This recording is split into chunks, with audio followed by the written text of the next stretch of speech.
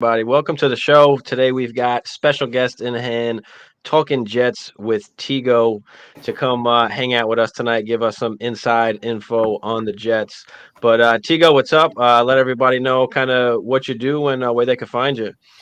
Yeah, so like you said, my name is Tigo. I'm with Talking Jets with Tigo. That's up there. That's the YouTube channel. It's Talking with Tigo on Twitter and all of that stuff. But mainly, I just talk, Jets football, and that's kind of what I do. Every once in a while, you'll catch me talking about some of the other 31 teams in the NFL because there are 31 other teams, and they're super interesting as well. But primarily, you'll catch Jets content. We talk everything from in-depth analysis to play design, statistics, and all the numbers behind it, to just the raw emotions of being a fan, which I think is the best part of supporting your team and going through all that. But yeah, talking Jets with Tigo. Good. Hammer, what up? How you doing, bro? Everything's good, man. Can't complain. Getting to work and handling business. So it's been busy, but I can't believe we're getting ready to hit July. Like that. Yeah. Everything is happening so quickly. And before you know it, I forgot what the exact number of days were, but it feels like I blink and 30 days go by. Yeah. And we're rounding the corner soon. So really excited. Obviously, Tigo, appreciate you joining us, man. I do have a question to kick this bad boy off. Let's do it. All right. Before you got Aaron Rodgers, how did you feel as a Jets fan? Just a lifelong Jets fan, I would imagine. What's your overall outlook on life being a Jets fan? Like, it was a decision. As a lifelong, let's remove the Robert Saleh years. It's been nothing but disappointment, right? Like, it's been nothing but I have no faith in this team. I have no faith in management. I have no faith in owner. Like, I have no faith in anybody. And then you start seeing like little things start to come into place, and like, oh crap, Chris Johnson hires Adam Gase. Why? Crazy ass killer. Yeah. Because Peyton Manning said so. Yeah, Peyton Manning screwing over the Jets again, right? But then, and then you just start seeing these little moves, and then it's just like, okay, we fire our GM after the draft. Why did we let him do the draft? But then Joe Douglas comes in, and you start doing more research on Joe Douglas, and you're like, holy crap, like this is something that the Jets haven't had in my lifetime, which is an adult at the general manager position, like just truly an adult. And then it's just like, ooh, positive outlook there. And then Gase gets canned, and you're just like, oh, Joe can go do his thing. And then you go through that hiring process, and every Jets fan, or all of the ones that I care about, really hone in on Robert Saleh's the dude. Like, go get him. And it happens. And so you start building up this hope as the season and as things go, like as seasons go on, and you go, oh, we got Robert Saleh. Oh, he brought over, Mike LaFleur, this guy who's touted to be one of the youngest, like a prodigy at the game, might be the next Sean McVay. And you're just like, oh, there's excitement there. And then the draft happens, and you're at number 2, and the real possibility is that you're either going to walk away with Trevor Lawrence or Zach Wilson. And at the time, like, I had a higher grade on Zach Wilson. And it's just like, we're going to walk away with either one. And so there's all of this hope. And then it's just certain things started just chipping away at that hope, right? Mekhi Becton goes down, and then he goes down again. And so he misses 2 years. And then Mike LaFleur turns out to be brilliant at the X's and O, but like can't have a conversation with a human being like at all. And just ends up being another child in an offensive coordinator position. So it was him there too early. And then, unfortunately, the guy who's supposed to mentor Zach Wilson and really show him how to be a professional passes away. And Greg Knapp, who was going to be the quarterback's coach, he was going to be the adult in the offensive room to really help develop it. And then he passes away. And instead of replacing him with a veteran, we go out and we run a rookie offensive coordinator, a rookie quarterback's coach, and a rookie quarterback who came from a smaller school. And so it's just these little things that start compounding. And then at the end of this season, just to see how it fell apart at the end, I guess the best way to say is, like, before we got Aaron Rodgers, I was hopefully like optimistic because I knew one of two things was going to happen. Either we were going to keep Mike LaFleur and Zach was going to go, or we were going to get rid of Mike LaFleur and like rehabilitate Zach with a new offensive coordinator. And like both things happened. And it was like, oh, hey, like we got Nathaniel Hackett, which was the guy that I wanted. He was the guy I zeroed in on at the beginning of this process. And I said, Nathaniel Hackett's the guy that we want to bring in to fix Zach Wilson. And then you start hearing the stories. Oh, Green Bay is going to move on from Aaron. Oh, the Jets are in on it. And then you're just like, oh, Aaron wants to go to New York. Oh, he's on Pat McAfee talk. They're flying to, he's a Jet. And it just builds up. And it keeps going. And so, like, right now, it's the thing was I'm still cautiously optimistic because it's the Jets, right? Like, something can still go wrong. But, yeah, it's just always that, cautious optimism. Yeah.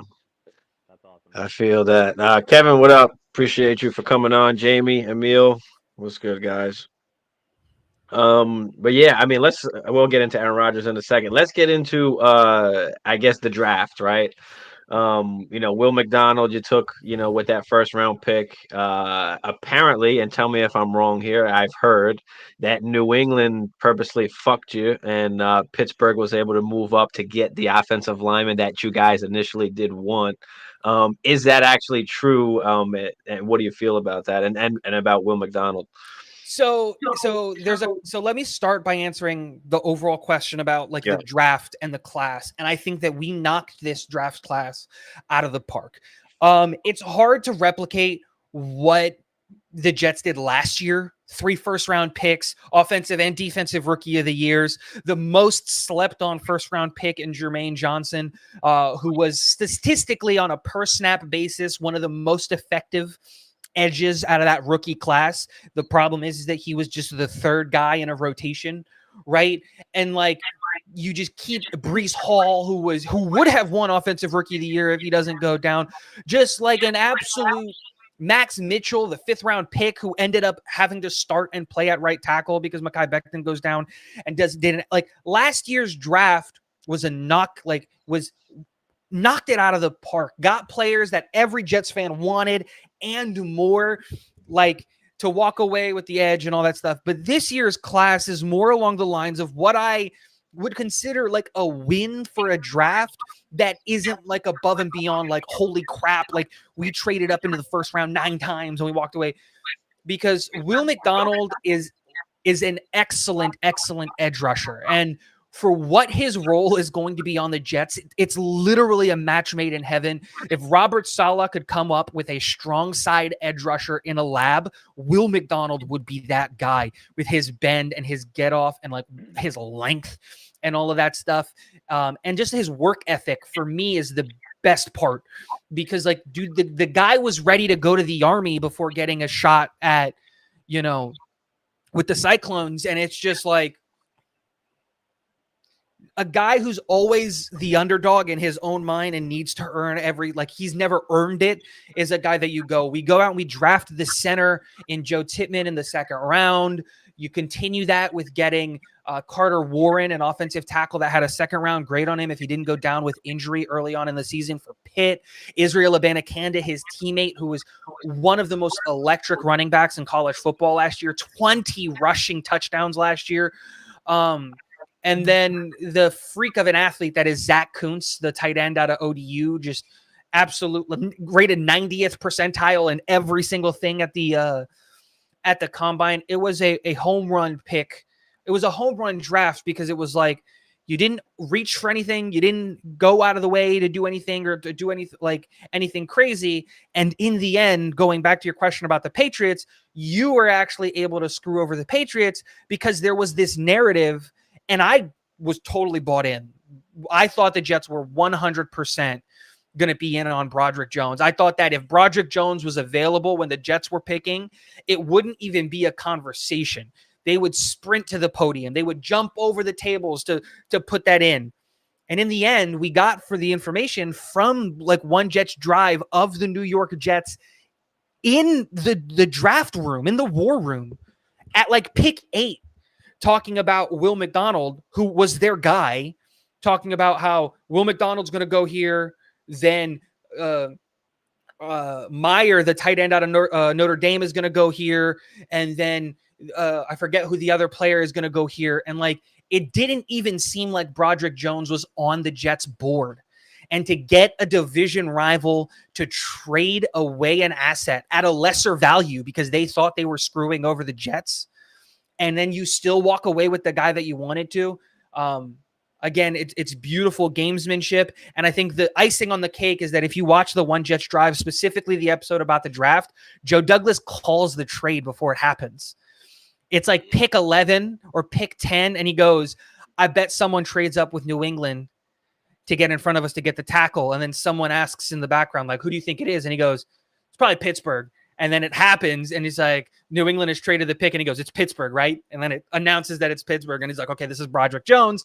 And then they, try to sell the pick or whatever. But I thought it was an excellent draft for the Jets, and it addressed areas of needs. And again, screwing over the Patriots when they thought they were getting the one up on you is always a great feeling. So I have two kind of quick parts here. The first one is, I think it was such a good point that you made about last year's draft class. I'm having a hard time hearing you. You're low, Hammer. I can't hear you good. One second. Let me adjust these audio. Can you hear me better? No. Nope. I don't know what the hell happened. All right, hang on. Let me re-jump on. Hold on. I had some good questions too. Come on, Hammer. Emil said, I like Robert Saleh as head coach. Yep.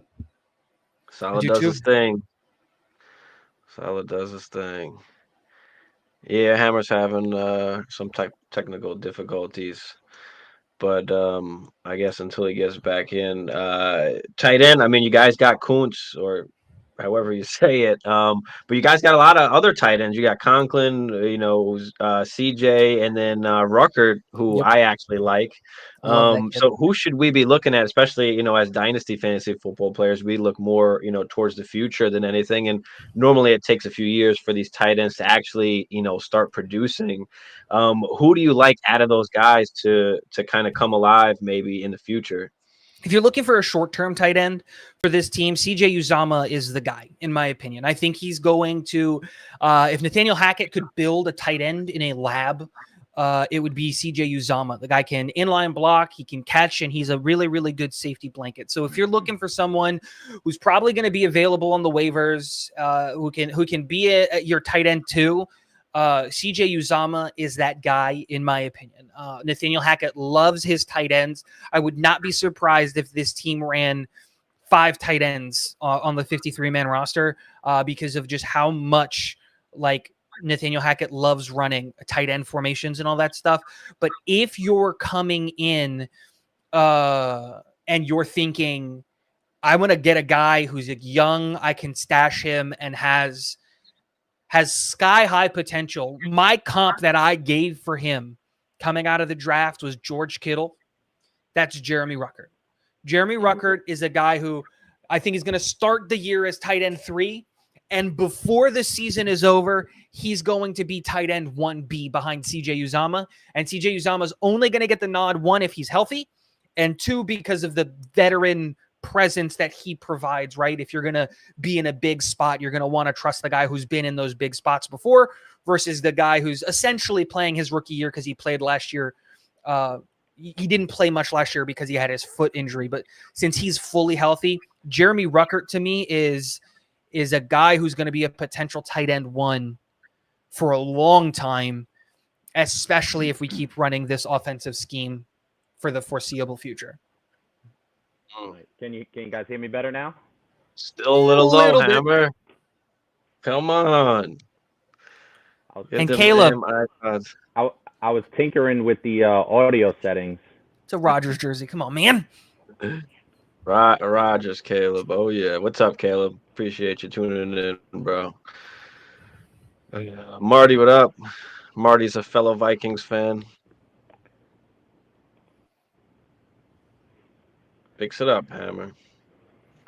I'm trying. Oh, that's better. That was better. It is better? Yeah. Oh, yeah. Yep. Yeah, you're normal now. All right. There we go. All right. So just getting back to my couple original points. The one I was going to make was that I truly believe that 2022 draft class is really what landed you Rodgers in hindsight, right? Because you get Garrett Wilson, you get Breece Hall, you get Sauce Gardner, and I think that laid the foundation for him wanting to be there. And don't forget, they played the Packers last year.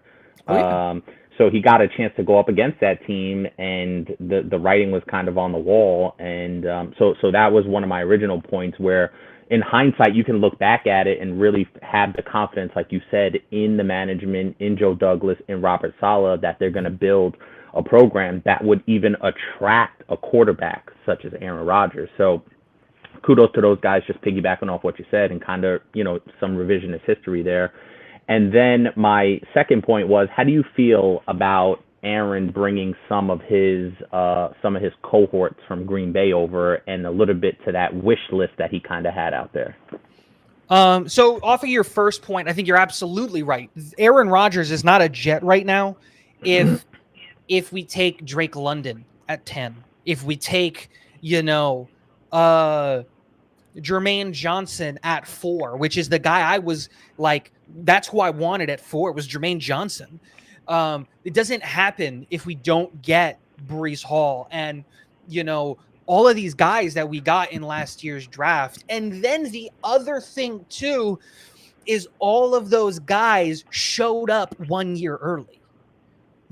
Garrett Wilson wasn't supposed to be the offensive rookie of the year, or at least when I graded him out, he wasn't supposed to be that good. I had him as wide receiver 2 behind Drake London, and boy, was I wrong.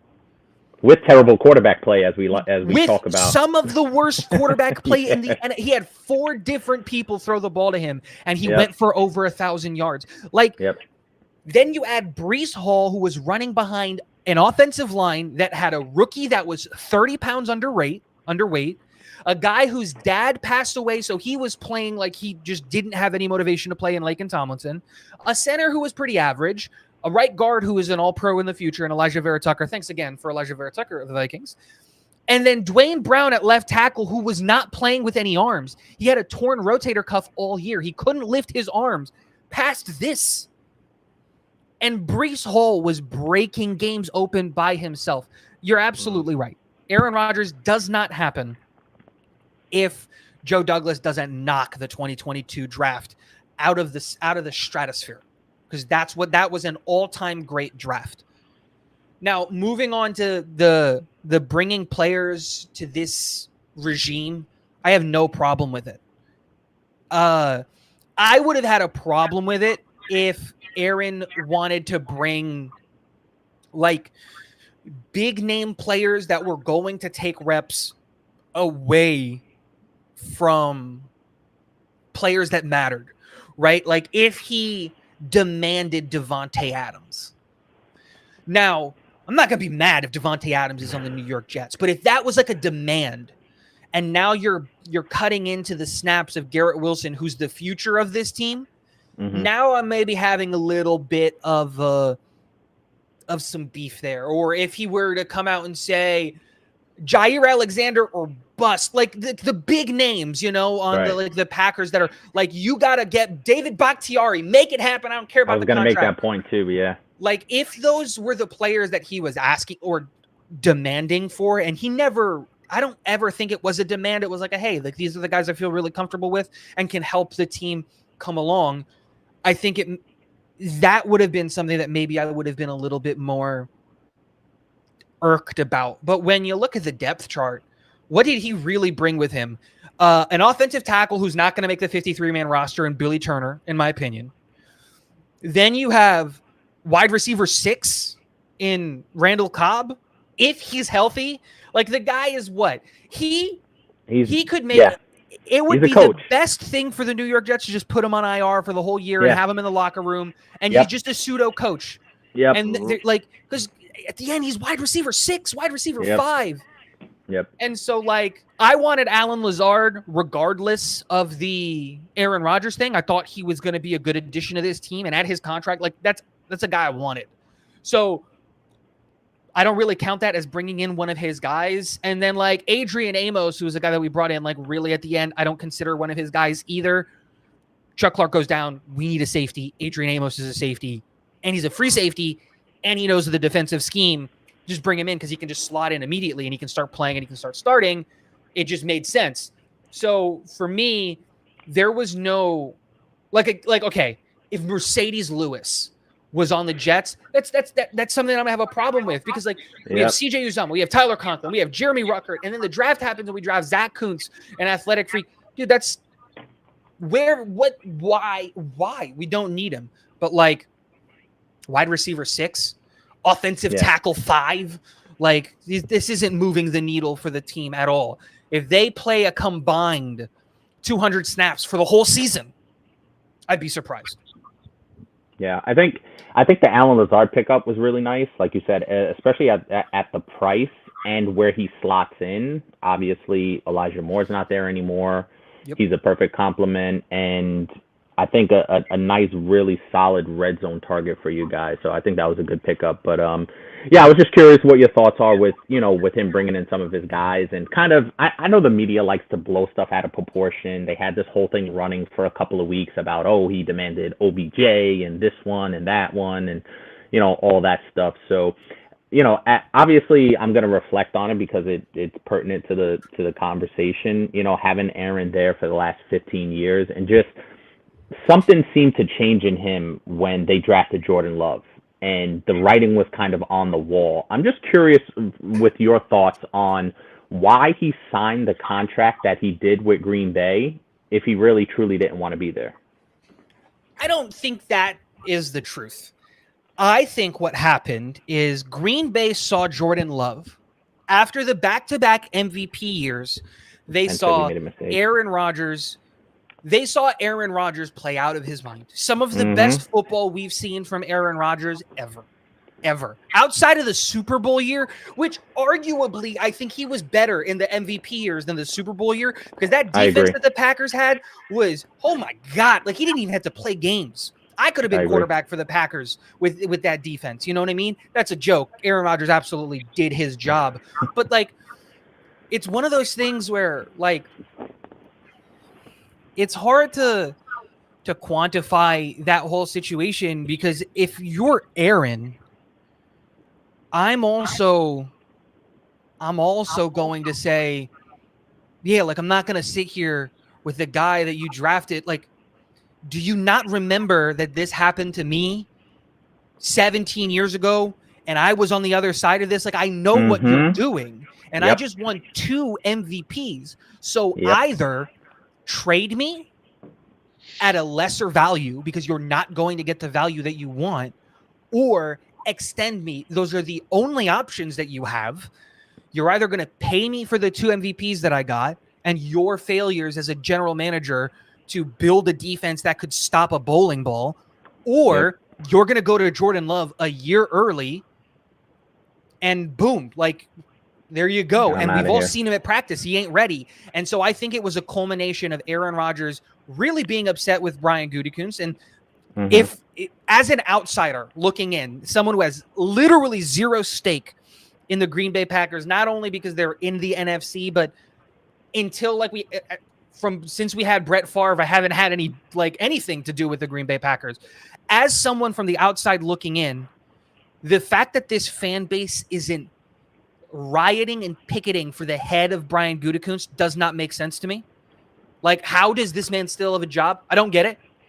But when you look at the whole situation, I think it was a culmination of a bunch of things. Nathaniel Hackett goes to Denver. Denver's in the market for a quarterback, so they're desperately wanting Aaron Rodgers. He just won 2 back-to-back MVPs. Jordan Love isn't ready, and Brian Gutekunst is a D-bag. I don't know what I can say or what I'm not allowed to say on the stream. So, you culminate all that stuff. It is a perfect storm for Aaron Rodgers to walk away with $150 million, which is exactly what he did. Yeah, it's crazy because I have I have hours of conversation with one of our other co-hosts who hasn't been on in a while, but I talk to him daily about when that whole situation was transpiring, and it was just exactly what you alluded to, where this thing was 3 years in the making. But I want to spin more back to the Jets. Blanc, I didn't know if you had anything else you wanted to throw in there, but I wanted to ask you about this division as a whole, which we talked about. We actually had somebody from the Go Bills podcast, And I asked him a very similar question, and this one is going to shape up to be, exactly the same question. Where, how do you feel about this division? We did an entire episode on the AFC East, and we basically came up with 3 scenarios where we could see the Dolphins, the Bills, and the Jets potentially winning this division, and probably one of the more fun divisions, in the NFL as a whole. Yeah. I think when you look at the AFC East, it's a really weird dynamic right now because you have the exo de facto team that's supposed to be the juggernaut that arguably got worse in this offseason. Like a lot worse in this offseason. And that's the Buffalo Bills. Then you have the team that had dominated this division absolutely sucks. Like there's no shot. I'd be surprised if they win 8 games in the New England Patriots. And so like we're witnessing the end of Bill Belichick's career and the end of Mac Jones's career, if we're being honest, but that's besides the point. And then you have the Miami Dolphins who, dude, that team is an enigma wrapped in a riddle, wrapped in a question mark. Like knowing what the Miami Dolphins are going to do this year is the hardest thing to predict in sports because they have the best wide receiver duo in the NFL in Tyreek Hill and Jalen Waddle. But the Jets have the best cornerback duo in the NFL, so I'm not worried about them. But if Tua's playing, Tua's probably, when he's healthy, plays as like a top 10 quarterback in the NFL, like maybe at 10, right? And that's more because McDaniel is a brilliant mastermind. When the Jets hired Robert Saleh, he's the guy I wanted to come to the Jets. I wanted him so badly, and I was proven right when he goes to Miami for the head coaching job. But how healthy is Tua going to stay? That offensive line did not get better. Like it just didn't. And they have a bunch of injuries there. Vic Fangio is coming in with a brand new, really, really complicated defense that he's going to have to implement in year 1. Xavier Howard looks like a shell of the 2020 Xavier Howard that got that extension and like was lighting up the NFL, right? Jalen Ramsey is not the same player that he was before. Now, how much of that is him not trying because of LA? I'm not going to sleep on Jalen Ramsey, but he's not the guy that he was before. And then, so you look at all these things and you go like, what is outside of, Jalen Phillips? I think they overpaid for Bradley Chubb and then they extended him. The interior of the defensive line is really, really solid. I forgot who 94 is up the middle for them. He's really good for them. But again, you're just like this. Javon Holland is what is Javon Holland and what is Brandon Jones and what is this team going to look like under Vic Fangio? So you have this weird enigma of a team. And then you have the Jets who on paper are the best team in the AFC East. But does the offensive line stay healthy? When does Breece Hall come back? Does Aaron Rodgers gel immediately? Does this defense run it back the same way that they used to? How much of an impact is losing Chuck Clark? It's really hard to predict the AFC East. But in a perfect world where everyone's healthy, the New York Jets should run away with this division. Run away with it. And it shouldn't be close. The Jets last year, we beat the Bills once with Zach Wilson. And then the second time around, if it wasn't for Mike White getting hurt, we beat the Bills again. We put up 40 on the Fins, and didn't and I don't want to hear about, it wasn't Tua. It doesn't matter. Tua doesn't play defense. We put 40 on you with Zach Wilson. It's one of those things where it's just, and then again, we lose to the Patriots twice because of Zach Wilson, because he just wasn't up to snuff. And so when you put that all on paper and you think about it, just like we got better and we kept everyone from last year. So theoretically, we should beat the Bills twice. We should beat Miami at least once. We did it once last year, and we should beat the Patriots twice. So the division is super interesting. I'm really excited to see what these matchups are going to be like and how they're going to end up. And I'm really excited because I'm going to be there game 1 the home opener against the Bills. And I think that's exactly what I wanted for the season. I wanted a baptism by fire. I said, I want Buffalo, Kansas City, and Philadelphia in the first 4 weeks. That's what I said. I didn't get them in the first 4. I got them in the first 6. But I said, if this team is going to prove that they're legit, go against the best teams early, because that's when you figure out who you are. And the tape that you give up early, we're going to have to face the Eagles in the Super Bowl if we make it there. You're going to have to – the playoffs in the AFC are going to run through Kansas City. So you're going to have – I'd rather give them tape early when this team is still finding who they are versus late, so that we can give them a blueprint of what this team is. Yeah, I feel that. I want to go back to Aaron Rodgers, because especially, of course, in Dynasty fantasy football, we don't know how much longer, these guys are going to last. He goes to the Jets, where, automatically kind of catapults Garrett Wilson's value, obviously the ceiling that he can have. The huge contract the Jets took on, apparently, I think they owe him $100 million next year, and you let me know the details on that. But is it possible that we see a third year out of Aaron Rodgers because of all that money they do owe him next year? So yeah, what are your thoughts on the contract and Aaron Rodgers there? So to give you the exact breakdown of the contract, which I think is actually super interesting, to give you a fun little tidbit.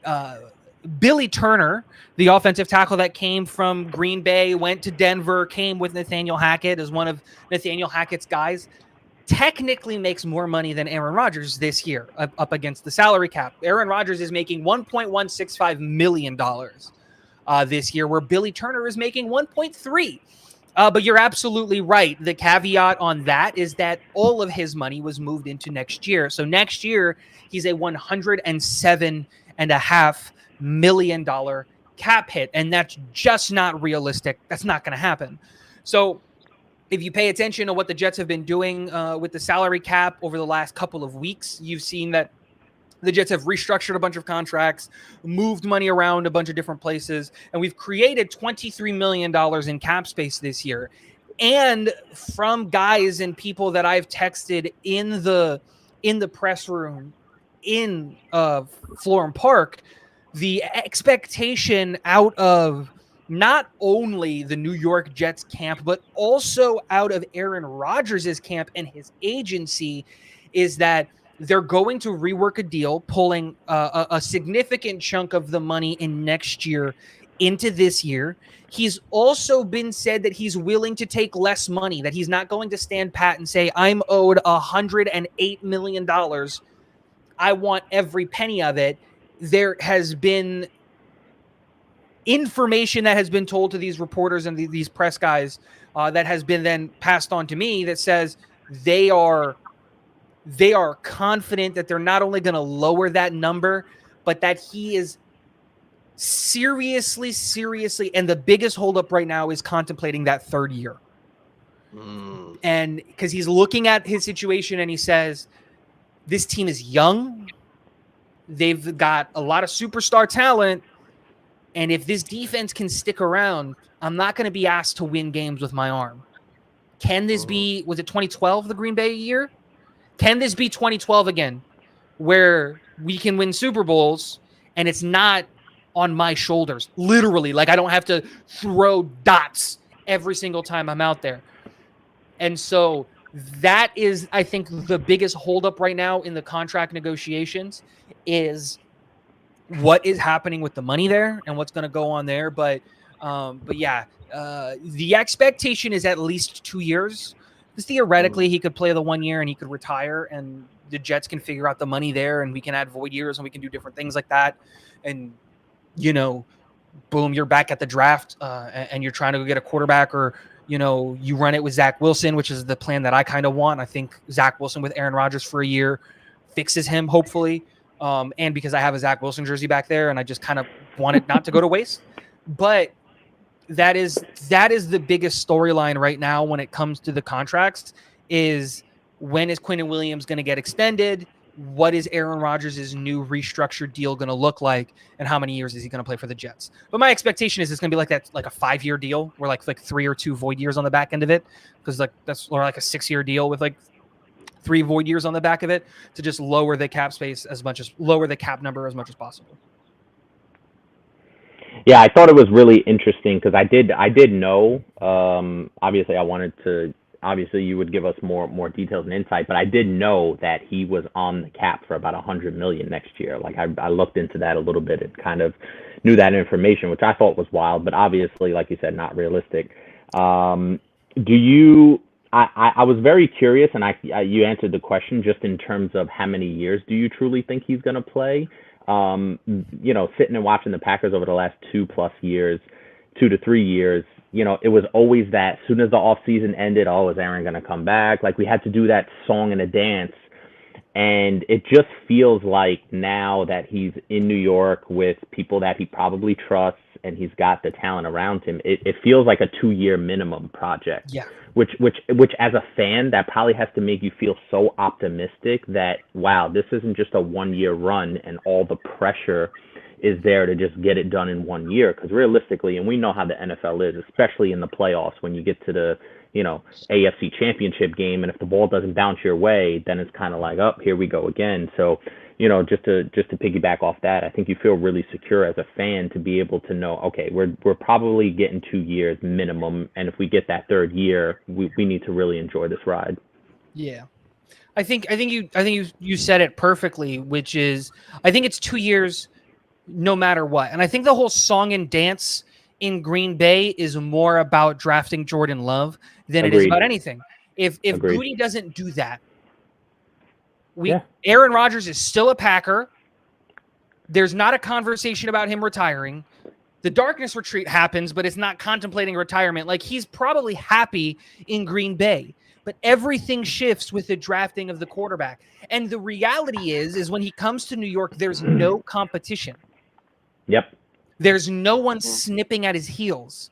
Yes, we've got Zach Wilson, and yes, I would love to see what Zach Wilson looks like at the end of however many years Aaron Rodgers is. Like, I legitimately want to see what that looks like, but that doesn't change that Aaron Rodgers doesn't have by drafting Zach, playing him 2 years, and then trading for Aaron, you've essentially moved on from Zach. Yep. Zach could sit for the next 2 years and walk if we don't take his 5th-year option, if we don't extend him, if we don't do any of those things. So there's no commitment from upper management or anybody to say, okay, Zach has to see the field eventually. There isn't. We used the number 2 overall pick. It didn't work, so we went and got Aaron. It's like the reverse Jordan Love situation, Yep. right? It's like in reverse because we haven't seen Jordan Love. We don't know what he is. We had to pick up that, we extended him. We didn't give him the 5th-year option. It was just a 1-year extension, but it's the opposite. And I know, especially from the media, from the fans, from the coaching staff, pretty much all the way down the organization, exactly what you said. We've seen Zach Wilson. Now, have we seen him at his best? We don't know, but he was given every opportunity. And now that Aaron's here, like you said, Aaron doesn't have to look over his shoulder and wonder if this person is going to be threatening my job or if they want the young guy to come in. So it seems like it's all systems go. And as much as I hate it, I'm excited to see it, which really does excite me. I think another thing that adds to that is the fact that I think that, and correct me if I'm wrong, because again, I'm not super into the whole Green Bay fandom to understand that, but it almost seems like the fan base and the organization got complacent or got used to and held this standard of, the last 40 years, we went from the best thrower of the football the game had ever seen in Brett Favre to the guy who would dethrone him as the best thrower of the football the game has ever seen in Aaron Rodgers. You had 40 years essentially of top 10, what is Brett Favre? Top 20 quarterback of all time? I'll throw him in 15-ish. Right? Whatever somewhere your in that number range. is, Yeah. right? Hall of Fame quarterback. 20, Hall of Fame quarterback play. Yeah. Yep. You go from a top 20 quarterback of all time to a top 10 quarterback, top 5, now top 10 quarterback of all time in Aaron Rodgers. And so I think this fan base became and the management and everybody just became really complacent, and with just the standard became Hall of Fame quarterback. And that's not the standard. If, and this is a big if Jordan Love is another Hall of Fame quarterback, shut down the Packers. Shut it down. Cancel the NFL. Something's happening. Like we're quarantining Wisconsin and all of the scientists. There's something in the water, right? It's unheard of to have a run like that. And when he comes to New York, he's deified. Yeah. Instantly. Yeah. You got 8 jerseys everywhere. And it's Hasn't not thrown a just pass. people with Elijah Moores putting stickers to say Rodgers in the bag. No, I'm talking about like the day he announced and he held up the 8 jersey, I ordered this. And it was sold out after it's so quick. We deify him in New York. And if he wins here, like I think this cements his legacy is if he can win here.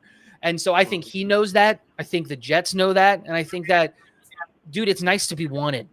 And that's something that you can say 100% that New York fan base and the Jets and New York in general is you can say, we want him. And you can't say that about Green Bay. And it sucks to be in a place where you've given a lot for, and then in the end, you're just like, they just don't want me. They're just going to throw me to the curb and go to a place where, like I said, dude, he's a deity. He's never going to pay for a meal for the rest of his life. And he doesn't have to win. If he makes the playoffs in back-to-back years and gives us a real shot, dude, he's moved to New York. You'll never pay rent and you'll never pay for a meal, ever. Yeah, I mean, and those young guys, I mean, on that team, they really look up to him, like, because he is, the GOAT to them. So, he's got to be loving that and that feeling and that connection with, some of these younger guys, which he's known to not have before at like rookie wide receiver position, as Hammer knows. But look at it with Zach Wilson. I'm sorry, real quick. Imagine if we went and got Derek Carr. We didn't risk it. We got Derek Carr. Zach Wilson, that was a real possibility. 2 years. Is there any shot that he stays? No. He's going to run out his contract, knows that they're not going to pick up the 5th-year option and go to San Francisco. That's what he's going to do. Or to Miami, right? If McDaniel's still there at that point. Because those guys know how to coach a quarterback. And so, like, you have that. But Zach is more likely now to sign an extension to stay with New York so we can see what he is because he's going to be with Aaron Rodgers. Quinnen Williams might take less money to stay in New York because it's like, dude, the next 3 years, we can walk away with 3 chips, literally. We're walking away with 1. You got it. Like, you got to believe that's the conversation. In the next 3 years, if this team doesn't win 1, sell the franchise, move it out of New York, right? We all become Giants fans. Like, that's just the way that it is. So, yeah, you're definitely look at it and you go, all of these young guys grew up playing with 12 in Green Bay on Madden. Yep. Just literally what Zach said in his press conference and his draft prep and all that stuff. Oh yeah, no, I modeled my game after Aaron Rodgers. I don't remember a time where Aaron Rodgers wasn't a quarterback, and that's the guy that I looked up to because there wasn't a team in Utah. It's like, dude, of course these guys he's the GOAT. He's the greatest thrower of football of all time. He's the boat. He's the boat, not the GOAT, right? He's the best of all time because Brady still has however many rings. Yes, he is. Yeah, that's true. All right, let's get into Breece Hall. Let's get into the running back situation. Is Breece Hall, and we talked about it briefly off stream before, but is Breece Hall, ready to come back? There have been numerous reports of Dalvin Cook possibly going to the Jets. So I'd love to hear your thoughts on the injury to Breece Hall and then the possibility of maybe Dalvin coming in. Is that possible? And how do you feel about that? It's like I said, I'm just going to repeat exactly what I said in the pre-show. No, like, does Breece Hall think he's ready? Yeah. Does Breece Hall want to be on the field? Absolutely. Does this coaching staff and this management and this fan base want to see Breece Hall on the field? Absolutely. Is he ready? No. Or he shouldn't be. And that's the whole point. There is every single running back except for one who has had a compounding knee injury. So that's 2 injuries in the same knee at the same time to come back in year 1 has looked like dog crap. The only person who's ever had a compounding knee injury and came back the first year after the injury and was just as dominant as before is that guy right behind you. Is Adrian Peterson. He's the only one. Really quick, almost once a show, Steve brings up that fact. Almost once a show. So we got that out of the way. We brought it up. We're clean. He brings it up once a show. Adrian Peterson, bro. He's the GOAT. Purple Jesus, bro. He's bionic. Yeah, and again, you don't compare to the outlier. The outlier proves the rule, right? He's the exception that proves the rule. He was built in a lab. Literally. Like, he should have been the surprise drug test guy every single game, because you should not be that big, that strong, that fast, that tall, that long. Like, it just shouldn't exist. That's wrong. That's wrong, right? And he was all of those things. But if you look at recent examples, Saquon Barkley gets or let's go in order. Christian McCaffrey, when he was with the Panthers, compounding knee injury, comes back year one, absolutely almost costs me my fantasy league because I drafted him in the first round. And So he did just I. looked like a shell of himself. Luckily, I still won the league. This was my 4 years undefeated off of the backs of Patrick Mahomes and Christian McCaffrey, because I drafted Patrick Mahomes in the third round like an idiot, but it worked. But it was, again, Christian McCaffrey comes back year one, looks like a shell of himself, comes back year two and lights up the league, goes to San Francisco and is arguably the best running back in the NFL. He's throwing touchdowns. He's catching touchdowns. Hell, I'm pretty sure I caught him playing defense a couple of times. But that was year two after the injury. Then you look at Saquon. Saquon gets hurt. Compounding knee injury. The same knee and the same injury that Breece Hall had. Year one coming back, looks like a shell of himself. He starts becoming the example. This is why you don't take a running back in year one. Year two off of the injury, how much of that is Brian Dable being a genius on the offensive side of the ball? We have no idea. But he goes into year two, and now it's a problem because he absolutely deserves $10+ million, and you don't pay running backs that much money because he was your offense. And now they've got a situation in New York and for like with the Giants, we're like, dude, he is our entire offense. We don't have a wide receiver that's worth a damn. What are we going to do there? And then the most recent example is J.K. Dobbins, the compounding knee injury 2 years ago. Again, he actually did blow my fantasy season because I had J.K. Dobbins and he was doing great.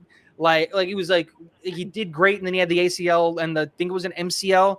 And then boom, he just comes back and he's not the same guy, and he's just inactive every other week, and he plays for 3 snaps and then he's off because he's got knee tightness. And we'll see if the trend continues, if this year he comes back and he's the J.K. Dobbins that we all expected. But it's like I was saying, if you're the Jets, if you're Aaron Rodgers, if you're Nathaniel Hackett, if you're anybody in that system, what would you prefer? You give him the first, let's say, 7 weeks off, and then you get him back week 8 for the last 13 weeks of the season, 14, 15 weeks of the season, depending on how long your playoff run is. Would you rather have him there at 100%, fully healthy, ready to go, not having all of that wear and tear on his body, like 100% for the playoffs? Or would you rather have him, at 90%, going through going against the Philadelphia Eagles, who were the best defense in football last year? Because we played them week 6. And so for me, the way that I look at it is I think Dalvin Cook to the Jets I think that's happening. I think that's a fact at this point. They're just doing the money stuff and trying to figure out the incentives and all that stuff and trying to move the money around. And if it's up to me, I would put him on IR. I wouldn't even give him the opportunity to prove that he's healthy. I would put him on IR the moment I'm allowed to, which is the day of the when you cut from 90 to 53, because we don't have the 3 stages anymore. I would put him on IR that day and say that forces him to sit out 4 weeks minimum. And if he's already going to sit out 4 weeks, he might as well sit out 6. And if he sits out 6, the bye is week 7. So he'll sit out 7, come back week 8, fully healthy with the team. And you'll have 2 weeks to get you rehabbed and everything because of the bye week and all that stuff. And then let's just go win a bunch of games. And so for me, unfortunately, I don't think that Breece should be ready. Whether he is or not, I have no idea. He looks good, but I don't want to risk it, especially in a year that's so important. I think that's such a good. Go ahead. Go ahead. I think that's such a good point you bring up, because if you remember when Saquon was coming back, he came back, but they had him on such I believe it was like a limited snap count when he was able to come back, and it was very weird and awkward, and you weren't sure kind of what you were going to get, not only from a fantasy standpoint, but from a real NFL offensive standpoint. So it was just one of those situations where it was very awkward. He wasn't going to get, he was on a pitch count, let's call it that, and you kind of want to avoid those things. And then also, like you said, where he's absorbing 6 games of wear and tear at that position, the way he runs, and probably the way they want to utilize him. So I think, coming off this injury, we've seen it. You outlined all the guys, and I talk about this all the time, where it's that second year that it is really going to be when these guys kind of completely get back to normal. And what we see, obviously, Saquon being the latest of those guys, JK you could throw in there as well. So I think it's a great idea. Whether the Jets do it or not will be definitely interesting to see. And it's the wear and tear. You got to look at the teams that we face. It's top 10 defenses. Buffalo Bills, followed by the Cowboys, followed by the Patriots, who are still a solid team on defense. Mm-hmm. Then you get a break, maybe a little bit, depending on how you consider the Chiefs defense, which I don't consider them super great. But then you go from the Chiefs defense to the Broncos defense and then the Philadelphia Eagles defense. Dude, it's defense after defense after defense after defense after defense after defense that knows how to do one thing and one thing really, really well, and that's tackle. I'd rather your first comeback game be against a squishy defense like the Giants or the Chargers or the Raiders. You just don't run at Max Crosby, and then you're fine. Just don't run at him, and you're fine. And so by then, the Bills will be hurt. Von Miller will be out again by week 11. And so, again, you run into this thing where you're just like, dude, do I really want the wear and tear on his body? Do I really think that the Jets can't beat the Buffalo Bills with Breece Hall? Do I really think they can't beat the Cowboys with Breece Hall? No, I think every single one of those games outside of the Philly game is a game that we can win without Breece Hall. And if you're telling me that the Jets going into week 7, going into the bye, let's say we lose to Kansas City and Philadelphia, you're 4-2 without Breece Hall, sign me up. Where do I sign up for that? Yep. Where do I sign? We lost against the number 1 and number 2 team in the NFL without our superstar running back? Yeah.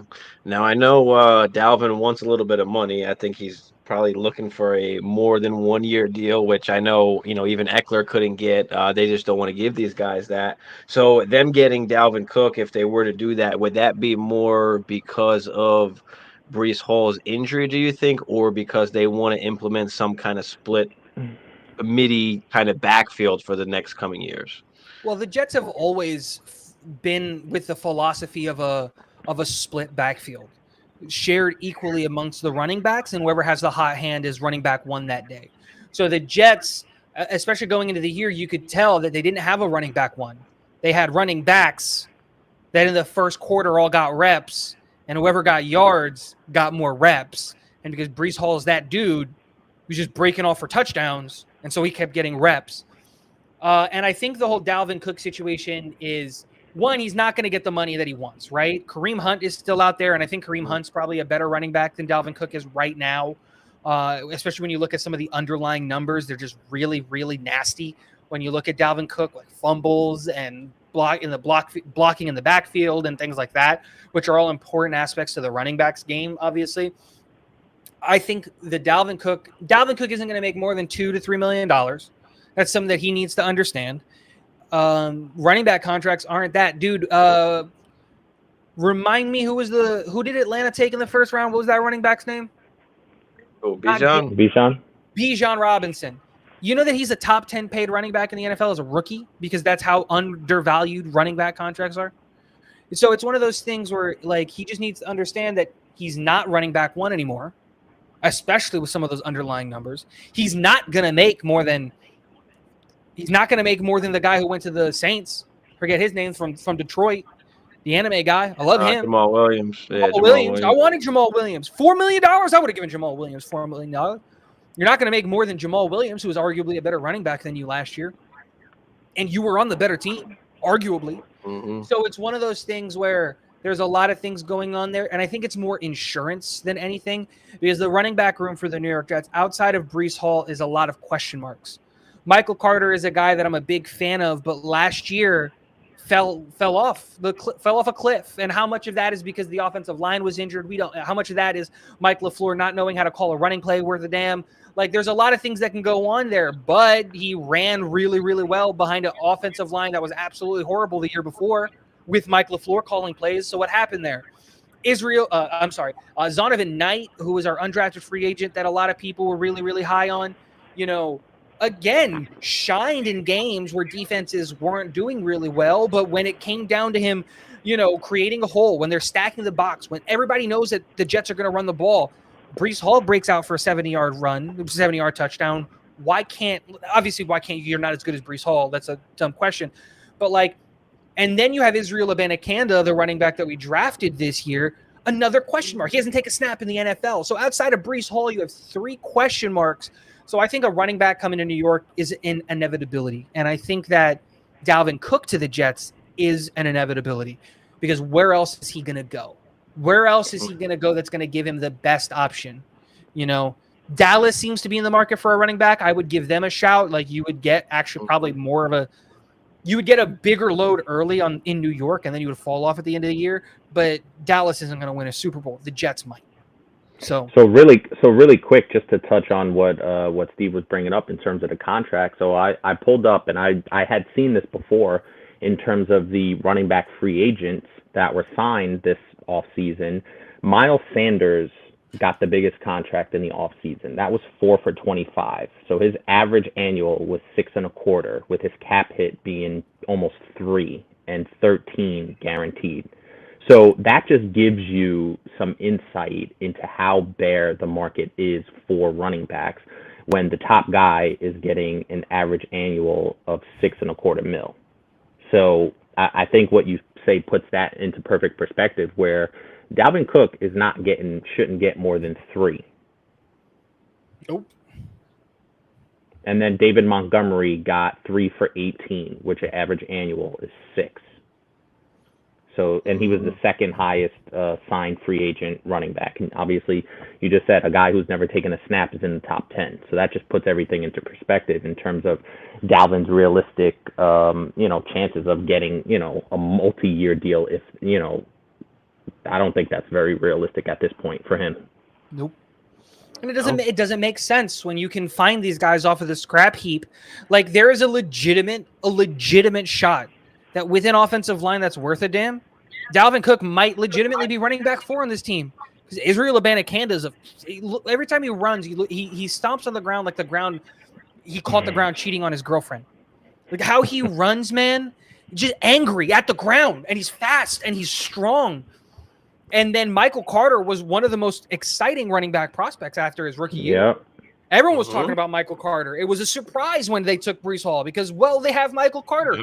Why do you need Breece Hall? And then, Bam Knight, again, is a guy who looks like he gets shot out of a cannon. And it's a crowded room. And what happens when Breece Hall comes back? He's going to get his snaps. So it's one of those things where it's just dude, you're not going to make this money. The Bengals are this close to cutting Joe Mixon because he's due 11, 10 this year up against the cap, and they can get out from that free. He's due 13. He's due $13 million, and they can cut him and save money. A lot They're of money. a dime a dozen. They treat running backs like an assembly line.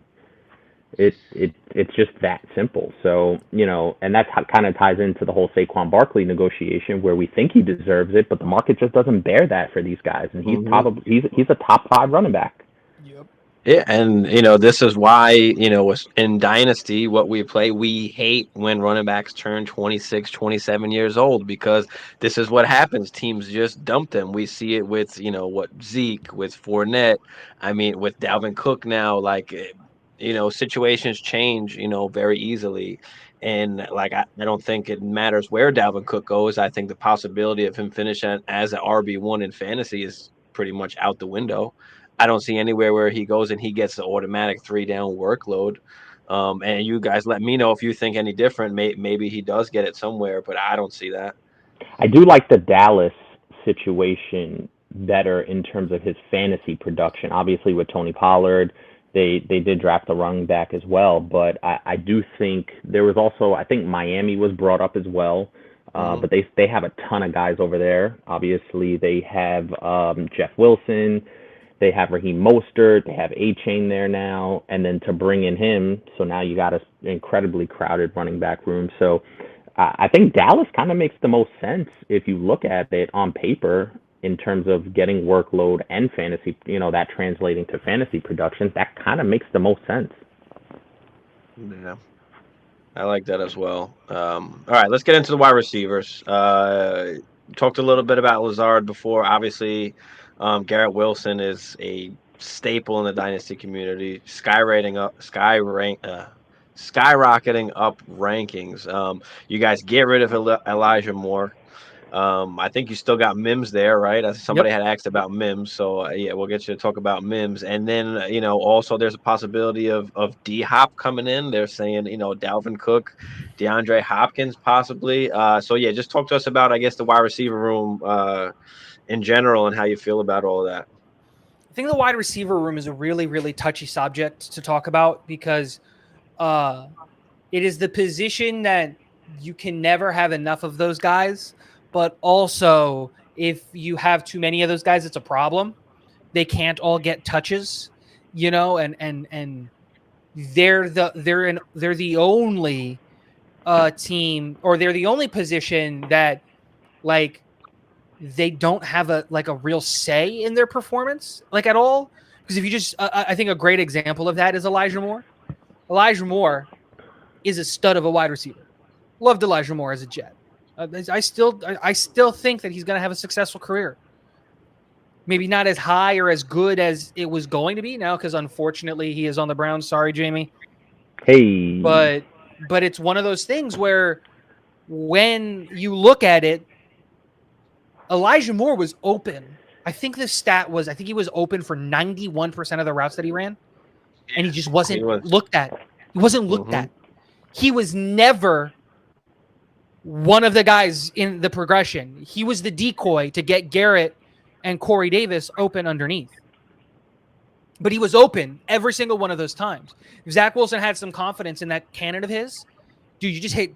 You should have thrown for 50 touchdowns because Elijah Moore was open every single time. So it's a really, really complicated situation to talk about, like the wide receiver room, because we have Garrett Wilson, we have Alan Lazard, we have Corey Davis, who I think in a reduced role, and if he can stay healthy, is a legitimate wide receiver in this league. Same question or same thing can be said about McCole Hardman. If McCole Hardman can stay healthy, that's one of the fastest human beings on the planet. Denzel Mims, I still believe in Denzel Mims because the dude is built in a lab. Apparently that's my catchphrase.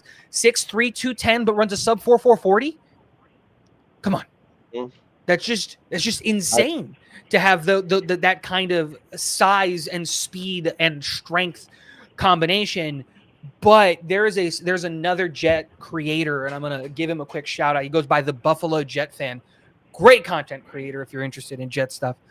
And we were texting, and this was during the OBJ saga because I had started off anti-OBJ hard.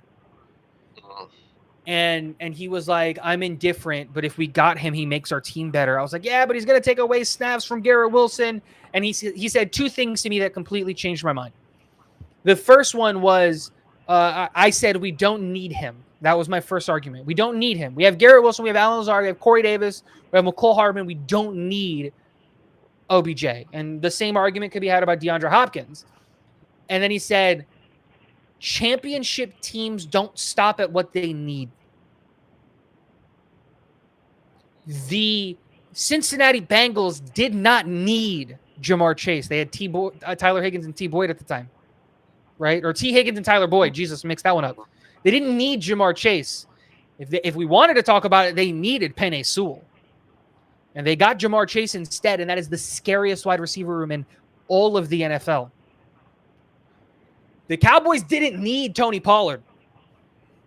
They had Ezekiel Elliott, and they had one of the most dynamic running back rooms in the NFL. The Browns didn't need Kareem Hunt. Mm-hmm.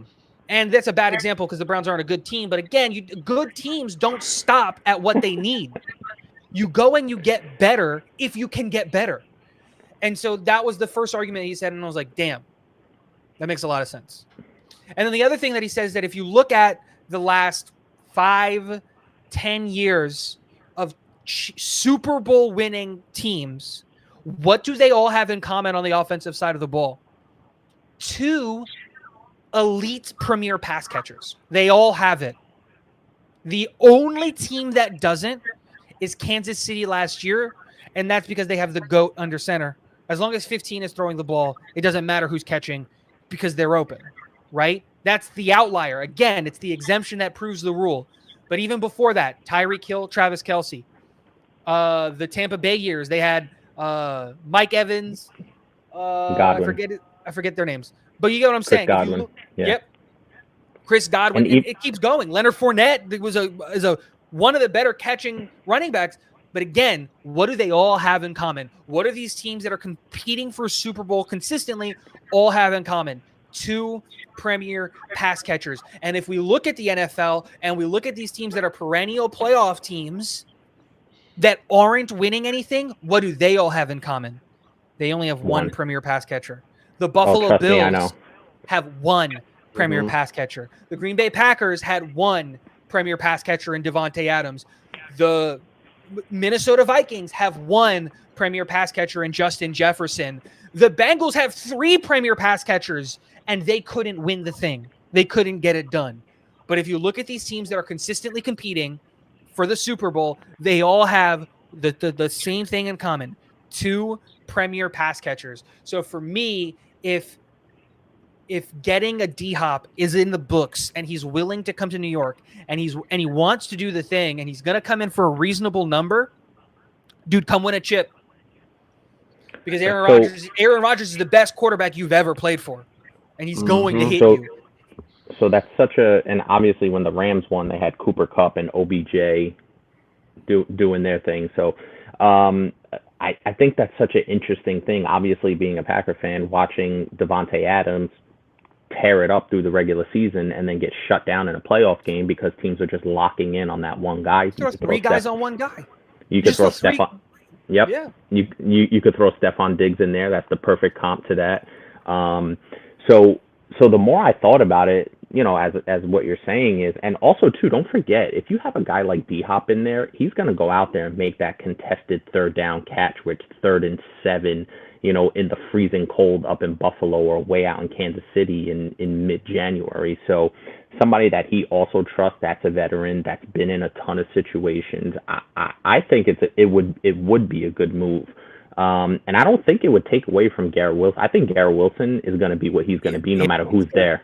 It would only help him. The way that I look at this, man, the way that I see it going out is no disrespect to Allen Lazard. I said it at the top of the show. I wanted Allen Lazard. He's not that dude. But you don't got to respect Allen Lazard. He's not that dude, yeah. You just don't have to respect him. Like, that's just not a thing you have to do. If D-Hop is out there, you got to respect D-Hop. Because there's going to be eyes on him, yep. Now it becomes a question. Now it becomes a decision that the defensive coordinator needs to make every single snap of the football game is, are we blanketing Garrett Wilson or are we blanketing D-Hop? And does it matter if we blanket them at all because they're that good? Whereas if you look at it with the other way around, you're like, you blanket Garrett Wilson. Now, Garrett Wilson's still going to get open because he's that dude, right? But it's one of those things where it's just like, you don't have to respect Allen Lazard. You don't have to respect Corey Davis. You don't have to respect McCole Hardman. They're on the field. You're going to cover them. But you as a defensive coordinator, if you're scheming up a game, I would have half a mind if you're scheming against the Jets right now. Whoever's your free safety, wherever 17 goes, you follow him. Yep. If he's on the left side of the field, you're on the left side of the field. If he's on the right side of the field, you're on. Dude, that's it. Your whole job is single high, whatever side of the field Garrett Wilson is on. That's it. Go help that corner because that's all you're going to do. And then you trust your other guys to cover everybody else because you just don't have that other premier pass catcher. Now, Breece Hall on the team makes it a little bit different. Linebackers need to respect Breece Hall. So again, you can get your premier pass catchers or your premier offensive players that aren't a quarterback from different places. It doesn't have to be a wide receiver. It can be a wide receiver and a tight end. It can be a tight end and a running back. We've seen that from the Ravens. If the Ravens could just stay healthy, they could be a really scary team. But it's one of those things where it's just like, if you got 2 premier players, watch out because that's how you can't cover everybody. You can't. There's 11 guys on 11 guys. And even when you get that the 2 positive players on the defensive side of the ball, because you're only ever rushing 4 really, and you don't have to account for the quarterback really unless you're playing the Ravens, it's really difficult for you to say, we should be able to cover 4 guys with 7 guys. But it's hard when you have 2 guys that you have to like dedicate a ton of resources to. Yeah, definitely. Speaking of the wide receivers, just staying on that topic, other than Garrett Wilson and Alan Lazard, who do you think is going to be that third guy, maybe that really steps up in the offense? Is it going to be Hardman? Is it going to be Corey Davis? Is it going to be Mims? What do you think? I think it's Corey Davis. Corey Davis has been one of the more underrated Jets in a while because of his injury. He just can't seem to stay healthy. And I think it's because of his workload. He's been wide receiver 1 for this football team, and he shouldn't be wide receiver 1. He is a high-end wide receiver 2. He had the best years of his career when A.J. Brown got drafted. Because you gotta respect A.J. Brown. And Corey Davis one-on-one is really good. He's a really good wide receiver. But you gotta respect A.J. Brown. And so my thing is let's say, and to be fair, Corey Davis is the second best wide receiver on the football team. He should be wide receiver 2, but he can't stay healthy. So I'm going to give that responsibility to Alan Lazard, who I know the last 3 seasons has played 16 games each of the last 3 seasons. I think he missed 1 game last year.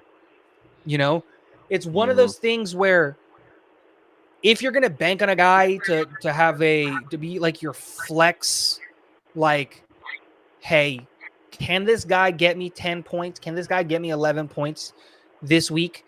Corey Davis is going to be that guy because in a reduced role, which is what we're hoping that he's going to get, there's going to be less opportunity for him to get injured, and we should see more of Corey Davis. The same kind of thing that happened with Quan Alexander. Quan Alexander last year was trying to get a contract as a starting linebacker, and he couldn't get one. So then he gets signed after the draft, after free agency, after OTAs, comes in really, really late, and has a reduced role with the New York Jets, and he stays healthy for the whole year for the first time in a long time. And now he's out there trying to make linebacker 1 money. Now no one's going to give that to him. But again, it's just a matter of snap count. If you're doing that, there's that. But the other one that I always got to say is there's something about playing the extreme sport that is McCole Hardman going to score 30 points this week or 1 point this week? Because that's an extreme sport. We always joke around with whoever, because like we don't do like dynasty like leagues or whatever. We redraft every year, and whoever takes McCole Hardman, it's that team has to change their name because whatever it is, it's an extreme sport. Because McCole Hardman is the guy he's either going to run for 150 yards and 3 touchdowns, or he's going to get 2 receptions for negative 11 yards. That's it. There's no in between. Oh, yeah. There's no in between. He's either jet sweeping twice for negative yardage, or he's bringing the house down 3 times. So those would be the guys that outside of your Garrett Wilson, your Alan Lazard for the Jets that I would watch out would be Corey Davis and McCole Hardman, because I think that they're going to have some very, very nice roles, especially McCole Hardman, because he'll have special teams responsibilities as well as punt returner, kick returner, and all that stuff. I feel that. Yeah, if Corey Davis could just stay healthy. He wasn't one of my, a wide receiver that I did like coming up, but he just, again, could never stay healthy or put it together. But I mean, we talked about the tight ends already. Ruckert was a guy we were looking at, for the future. Hammer, do you have anything else kind of on the offensive side of the ball? And then kind of we'll just ask you about the defensive side after that a little bit. But yeah, you got anything else, Hammer?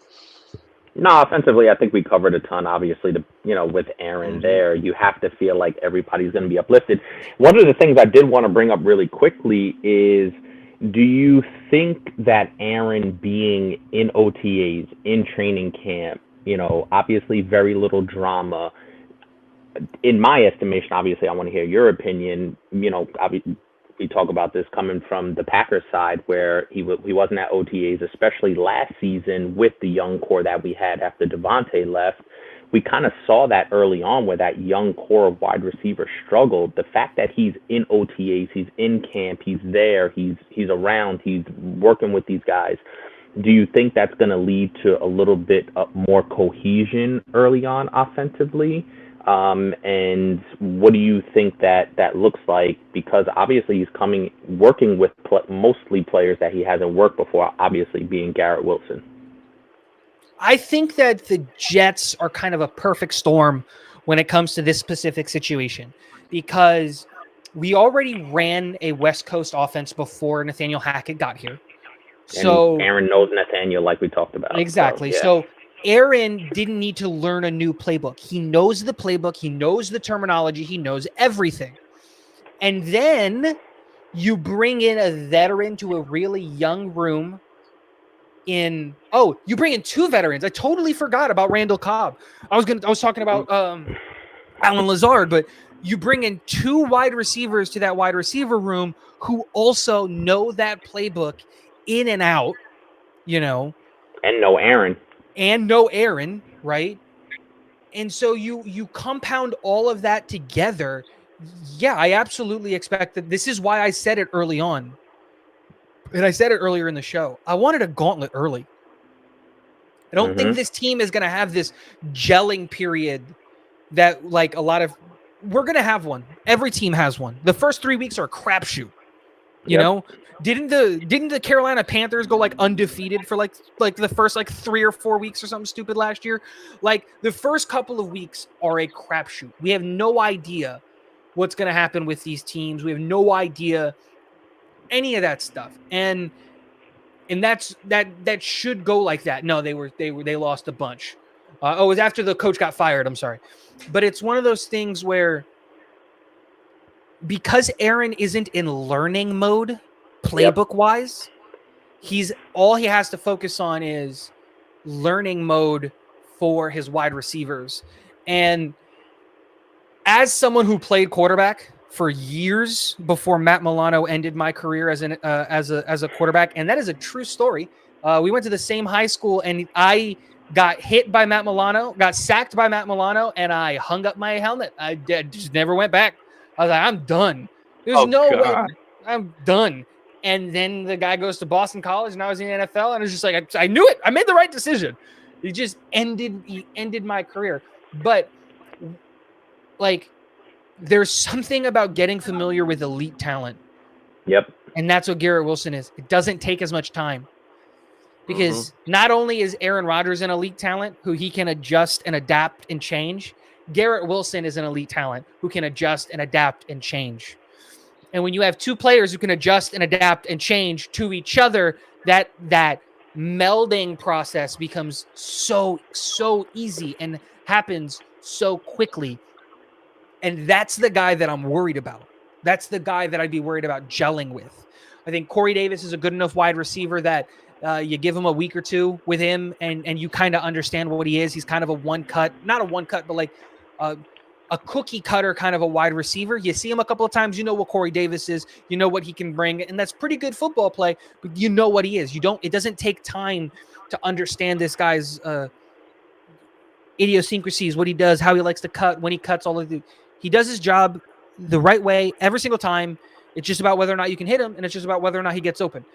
And that's it. But he's going to be there. Whether or not he's open, that's a decision that you've got to make.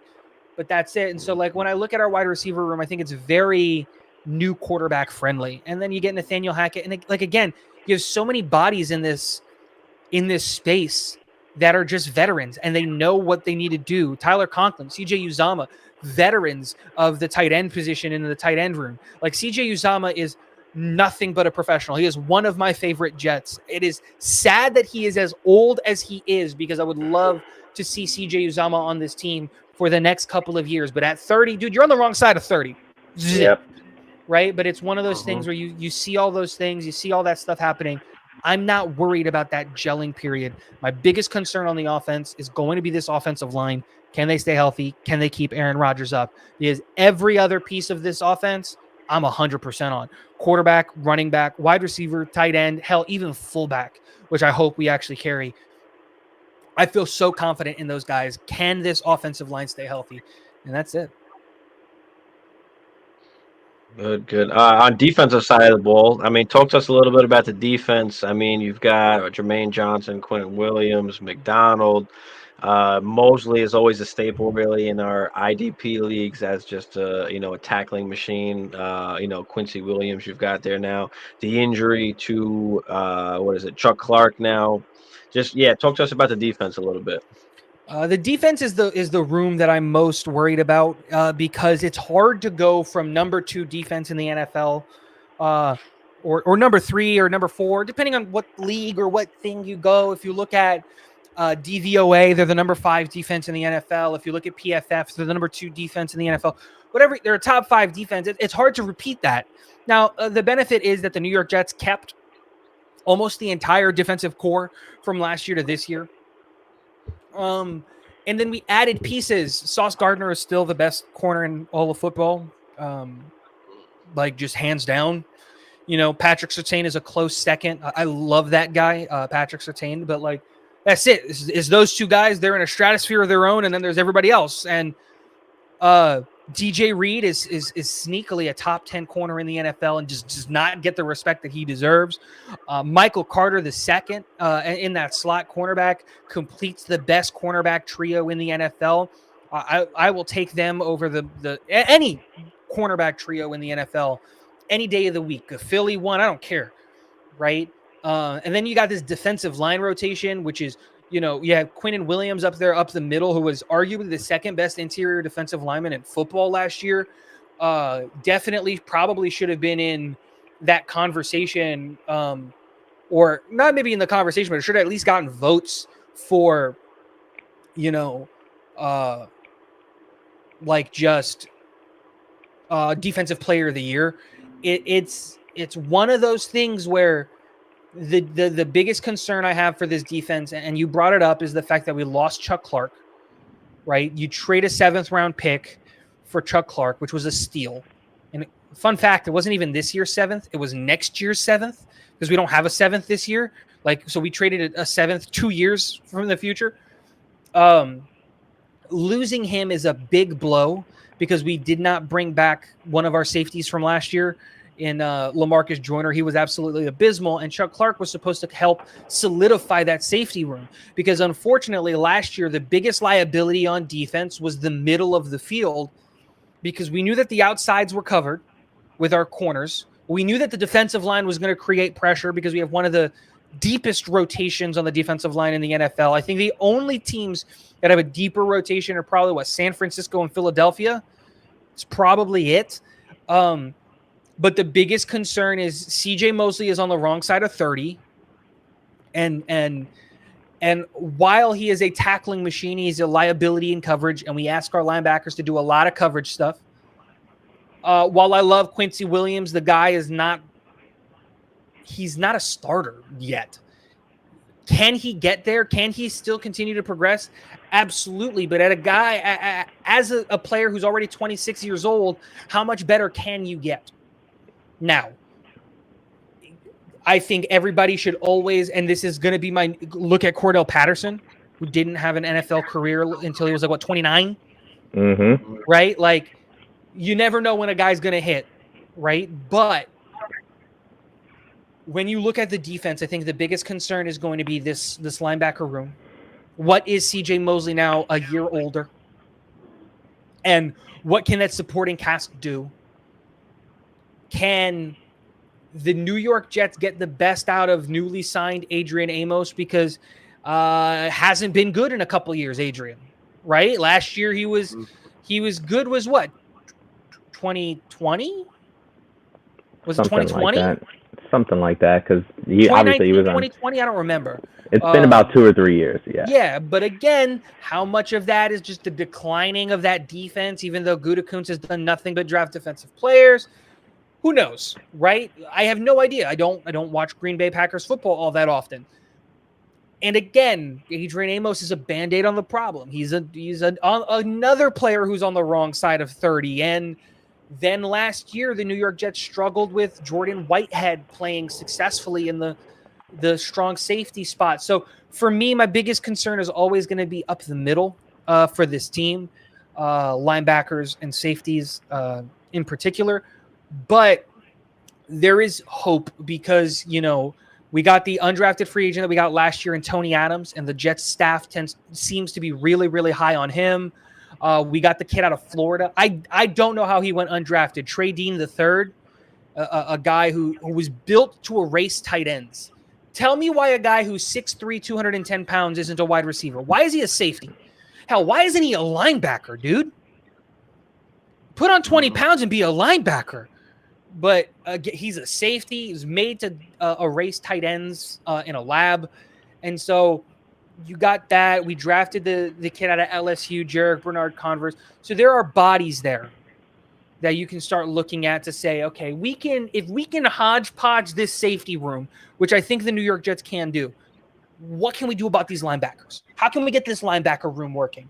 And I think the biggest takeaway, and I'll end it with this, is Robert Saleh was known for one thing, and he is a linebacker whisperer.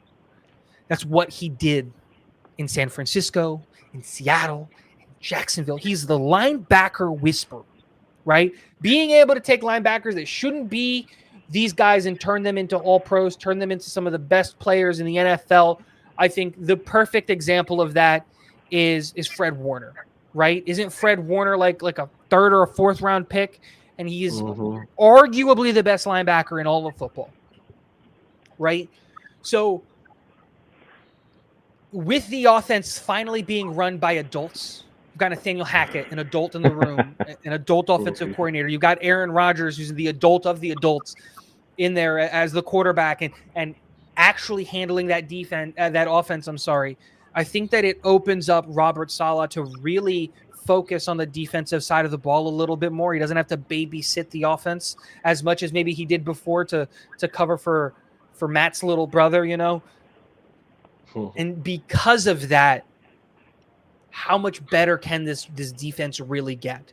And so that's my biggest thing with this defense is we can really only go up because I don't see this defense getting worse. When you add Will McDonald with Jermaine Johnson going into his second year, you know, with Michael Clemens kind of emerging as this guy who can play up the middle. There's a lot of these guys on this defensive line, and in this Sauce Gardner's still the best corner in all of football. Like when you've got all this stuff, it's easy to see how this defense is going to dominate. Now, what do we do about the linebackers and the safeties is going to be my biggest question moving forward. Yeah, I think just really quick to circle back, I think the offense, at least having offense that sustains drives, that scores points, that doesn't put a ton of pressure on your defense. So that even if the defense stays the same, obviously the offense is going to be infinitely better than it was last year. I think that's kind of that's a pseudo way for the defense to get better because they're not out on the field as much. They're not feeling the pressure of having to hold teams to, 13 points, because if we give up 10 or more, then we're probably going to lose, just that philosophy of it. So I think with the offense being better, that's going to give more confidence to the defense. And I think being good on the D line and on the corners is where you want to be the best, right? So if you're a little light up the middle, those are things that you can kind of, I feel like schematically. And obviously, like you said, having Robert Saleh, his pedigree coming from San Francisco and doing the things he did out there, he'll be able to figure it out because you could do a lot worse than the parts that the Jets have on defense. And I think having that D-line is really going to mask up some of those deficiencies, as you said, up the middle, linebackers and safeties, and then combine that with the offense. I think they'll be just fine. But, obviously, no NFL team is perfect, so I do appreciate you kind of highlighting, some of the concerns that you have, but I just think that overall, with the offense being better, and then the studs you have on the D line and on the outside on the corners, it's just going to be a good recipe all the way around. They should probably get 11 wins, 12 wins. I say this, dude, I think that's even low. I think the standard's at 13 wins, 13 or 14 wins. Well, and the reason I say that is last year, do you know how many games the New York Jets lost from 7 points or less? 6. So even if you split the difference, 4 games. Let me ask you a question. I want you to think about it, chew on it before you answer, right? Is Aaron Rodgers worth at least 7 more points than Zach Wilson? Probably 10. So yeah, right? So if we're losing to Minnesota last year by 5 points with Mike White under center, come on. That's a game that if Aaron Rodgers is playing for the Jets last year, that's a win. Easily. That's a win. Same thing can be said about Buffalo. Buffalo beat us by 8 points with Mike White under center. Detroit beat us by 3 points with Zach Wilson Jacksonville, we got blown out by Jacksonville. But again, Miami at the end of the year, we lost by 5 points. How many of these games, New England, we lost both of the New England games by less than 7 points. How many of these games go the other way? How many of these games are wins if Aaron Rodgers is there? If last year with this team that didn't get better, we got better from the team that we are last year. So for me, I think the standard is 12 plus wins because that's what we would have been last year with Aaron Rodgers, and we didn't lose any of our key players. So that's the way that I look at it. I think he's worth at least 7 more points than Zach Wilson, and because of that, 12 to 14 wins, and then, yeah. I agree. That's extremely optimistic. I see 12, and that's me just being kind of, because the ball bounces crazy injuries happen, so that's kind of taken all that craziness into effect. So I could see 12 wins. Blanc, you have some? Yeah, I mean, we're talking about the wins. We're talking about Aaron Rodgers. Jay, what up? Crispy, what's up? Thanks for tuning in, guys. But yeah, I mean, the big thing for me on why I think I'm back to that, AFC East episode where, I said the Jets would take the division because of what Aaron Rodgers is. He is one of the best quarterbacks in football at not turning the ball over. So you've got already talent on offense, add in a Hall of Fame quarterback, add in the top 5 defense. Like, I don't see how they can fail, more than what I think they can. Like, I don't know. I just don't see how I see Aaron Rodgers just puts them in a whole nother stratosphere on top of the talent and the defense that they already have.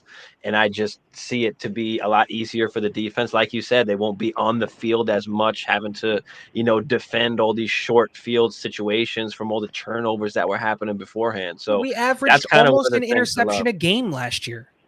Yeah. It's hard to win games when you're handing the ball to the other team. Yeah. So that's one of the things I really do like about Aaron Rodgers being on this squad. I believe Aaron Rodgers had 12 interceptions last year, and that was almost blasphemous because he's consistently in the single digits, like, throughout his career. He has the best touchdown to interception ratio. I think it's like 4.5 to 1 for his entire career. So obviously we know how good Aaron is taking care of the football. But the one thing I did want to touch on really quickly is something I noticed. Obviously, I watch a ton of Green Bay football, and something I've noticed over the past couple of years, even through the MVP seasons, was really 2 things.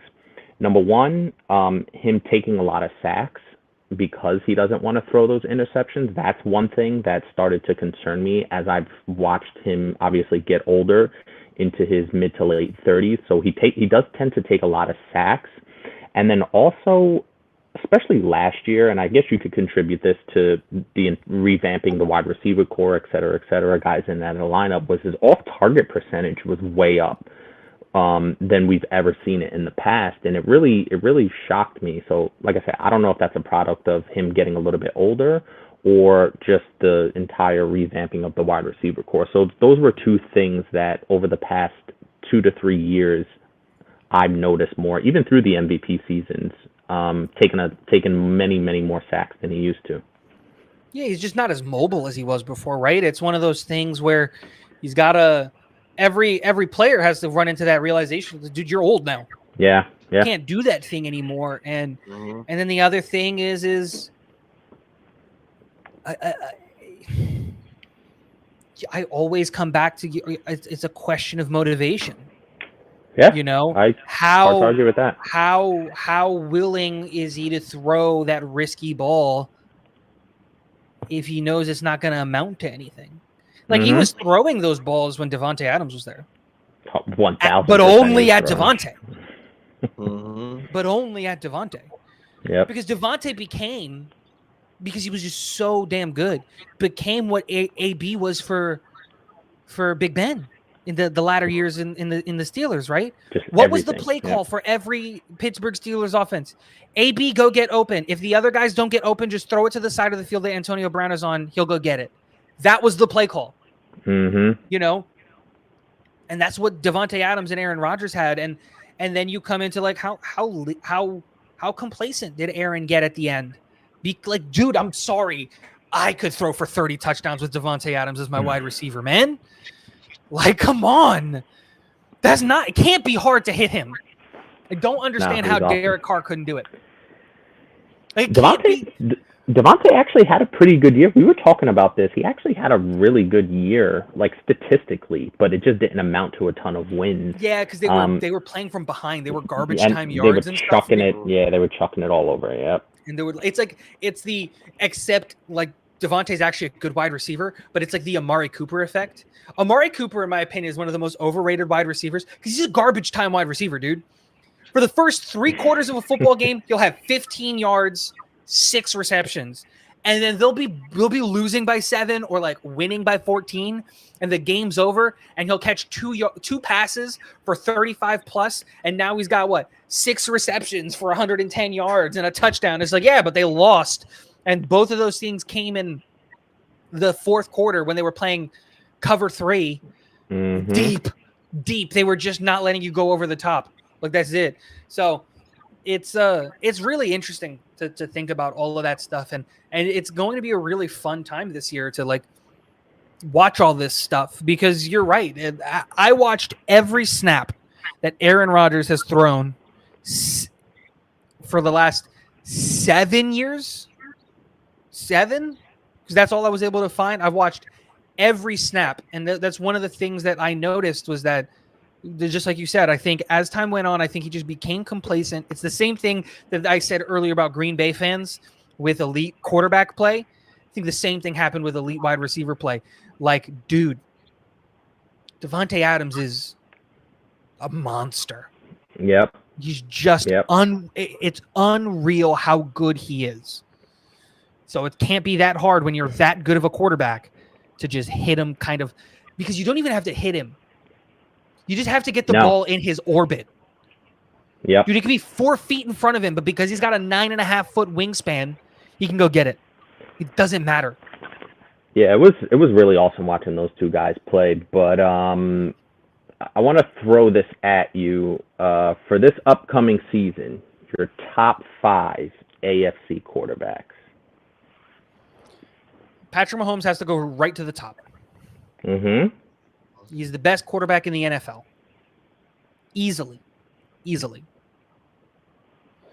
And I don't like top 5 because I like tiers. And I'll give the guys who, like Patrick Mahomes, is in a tier of his own, should not be allowed to play this sport. It's unfair that he plays this sport. Send him to baseball. That's the tier he's in, right? Guys who should not be allowed to play this sport because it's unfair. Patrick Mahomes. And then you have this tier 2, right? And in that tier 2 lives your Josh Allens, your Joe Burrows, your Justin Herberts, and now Aaron Rodgers, now that he's in the AFC. And that's your tier 2 of quarterback. And if I had to rank that tier 2, it would be Aaron Rodgers, Joe Burrow, Josh Allen, Justin Herbert. And that's the way that it would go. And the reason I pause is because I know who Patrick Mahomes is. I know who Aaron Rodgers is. But you know who I don't know what kind of quarterback they are, really? Josh Allen, Justin Herbert, and Joe Burrow. Because Joe Burrow has never not had 3 elite pass catchers catching the ball. Now, he's still got to do his job. He's still got to get the ball to those guys. He's still got to run the offense. And he's running for his life. And I'm not trying to take anything away from Joe Burrow. But what does That's Joe my guy. Burrow... I love me some Joe Burrow. What does Joe Burrow look like when Tyler Boyd and T. Higgins walk? And it's just Jamar Chase. And now the offensive line is like, what does that look like? You know, because that's a real question that I have.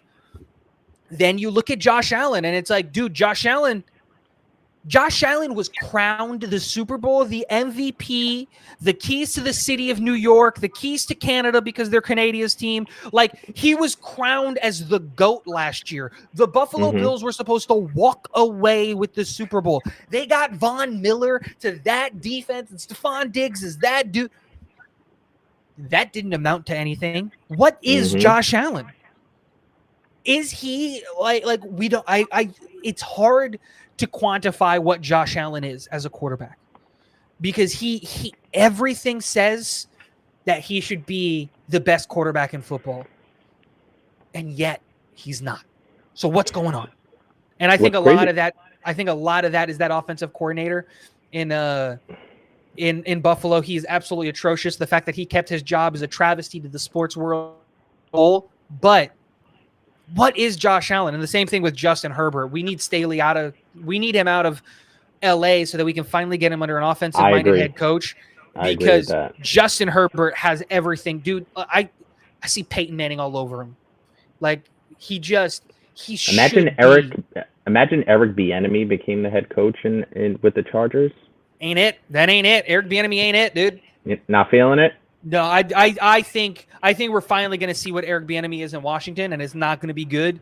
Like, one, because Washington's not good. That sucks that he had to go there to prove himself. But I was not a Bieniemy believer, and I just don't think that.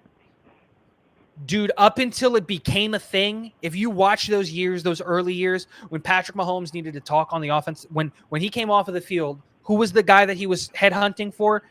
It wasn't even Andy Reid. It was the quarterback's coach. Why are you not headhunting? Why are you not headhunting your offensive coordinator? Why are you not going to Bieniemy?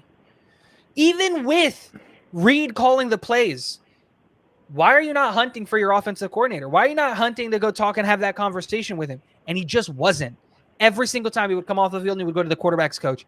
Every single time. And then it became a thing, and then it became a whole like, why isn't Bieniemy getting jobs? Is it a racist thing? And oh my God. And it's just like, then you could see that they made a concerted effort to try to boost up his stock. I don't think Eric Bieniemy is going to be a good head coach in the NFL, but like, dude, what would Justin Herbert look like with Doug Peterson? Look what he did in Jacksonville, man. Look what he did. He won a Super Bowl with a backup quarterback in Philly. So that tells you everything you need to know. And then Carson Wentz looked like an MVP with Doug Peterson.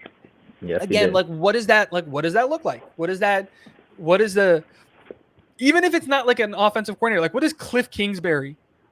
And like give him a defensive minded head coach, right? And then give him Cliff Kingsbury. Like, what does that look like?